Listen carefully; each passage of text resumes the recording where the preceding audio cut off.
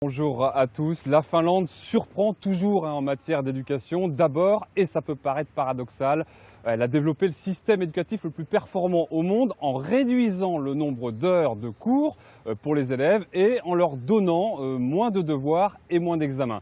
Et la dernière réforme qui vient de s'appliquer à toutes les écoles de tout le pays consiste à supprimer les frontières entre les matières classiques, histoire, biologie, anglais, géographie, pour les aborder de manière beaucoup plus transversale autour d'une thématique. Ce matin, ce n'est pas maths puis grammaire. Désormais, ici, tous les cours sont croisés autour d'une thématique par mois.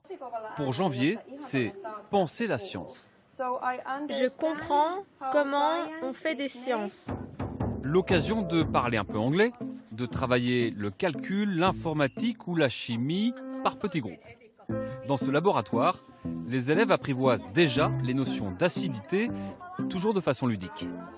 Un point commun entre ces cours, une ambiance décontractée et des enfants libres d'apprendre à leur rythme et de gérer leur temps comme ils l'entendent.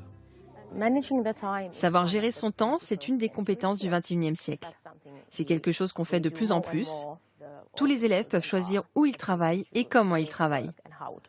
Et ils travaillent assez peu entre les récrés interminables. Au final, 677 heures de cours par an contre 900 en France en primaire.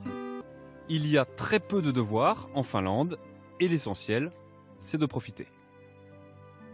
Je passe pas mal de temps chez mes amis et les amis viennent chez nous, ou bien je regarde mon téléphone portable, ou je vais au basket ou à la gym.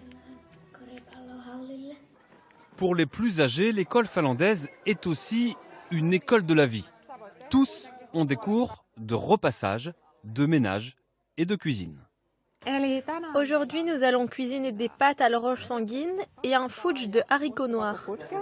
Ça nous apprend justement les trucs pratiques pour la vie.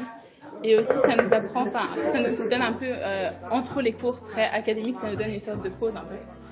Et cela n'empêche pas les jeunes Finlandais de se classer chaque année dans le trio de tête des classements internationaux en lecture, maths et sciences. Une fierté pour la jeune ministre de l'Éducation. Le premier ingrédient de notre recette secrète, c'est l'égalité. Une bonne éducation doit être accessible pour chacun, peu importe l'origine sociale. Et on ne peut pas avoir une éducation de qualité sans des professeurs compétents et motivés. Et reconnu, en Finlande, le statut social des enseignants reste très élevé et le pays consacre un pourcentage plus important de ses richesses à l'éducation de ses jeunes.